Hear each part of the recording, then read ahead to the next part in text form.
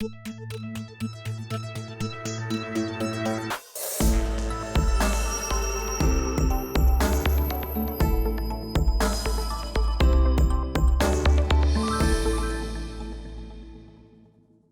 and welcome to the Chelmsford NewsBreak, where we keep you up to date on what's happening right here in town. I'm Diane Sherritt-Steimel. It's back. 2 days before the official start of summer, Chelmsford residents again have access to locally produced food, art, and entertainment with the opening of this year's Farmers Market on the Common.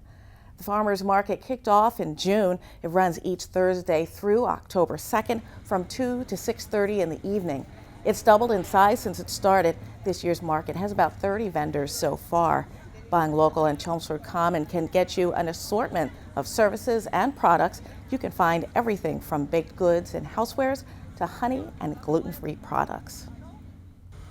Also in town, you'll have the chance to check out some fancy cars and help a good cause all at the same time. The Chelmsford Elks are holding classic car shows until October with plenty of vintage cars to look at. The events benefit the Paul Center. That's a nonprofit agency dedicated to providing programs for children and young adults with disabilities. Michelle Saba works at the Paul Center. Her son attends as well. She says they provide a valuable service. My son, Jack, has been attending the Paul Center. This will be his 12th summer this year. For Jack in particular, the Paul Center provides his summer school program, his extended school year program.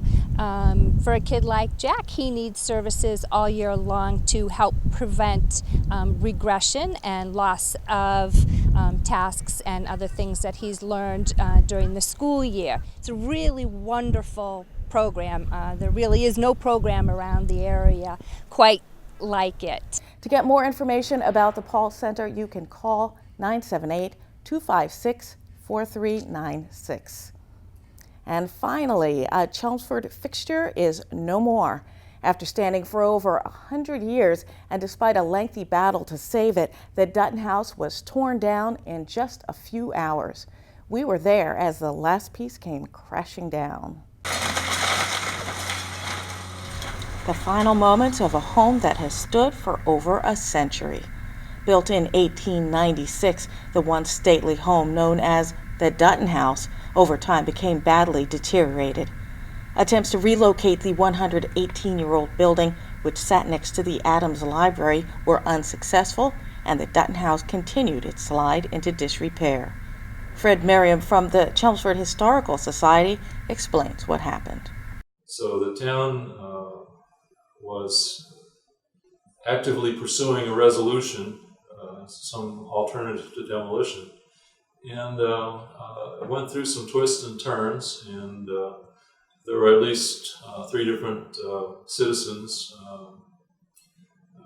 civic-minded, preservation-minded citizens that tried to make this work along the way. And finally, the bottom line is, and it's not ADA compliant, and the people that have to schlep books up and down stairs and so on, they're generally not happy with the conditions. It's not heated, or the stairs are steep, and a lot of nooks and crannies and turns in the house. Although it is a pretty house, and when it was built in its time, it was a very nice place. Had a large windmill with a tank out and back. Of course, everybody, including the town manager, everybody was in favor of saving the house, but at the same time, to be fair, you can't hold on to it forever if there's no way to preserve it. Not everyone wanted to save the house, however. Chelmsford resident and public library trustee Maggie has been working to have the Dutton house torn down for years. The building, although old, is not historical and was really in a state of total disrepair. There was a lot of asbestos in the building. There are many, many small rooms that aren't usable. She says a new storage space will be built in its place, along with green space and more room for parking. Thanks for watching the Chelmsford NewsBreak, brought to you by CTM. If you have news we can use, contact us at newsbreak@chelmsfordtv.org. I'm Diane Sherritt-Steimel.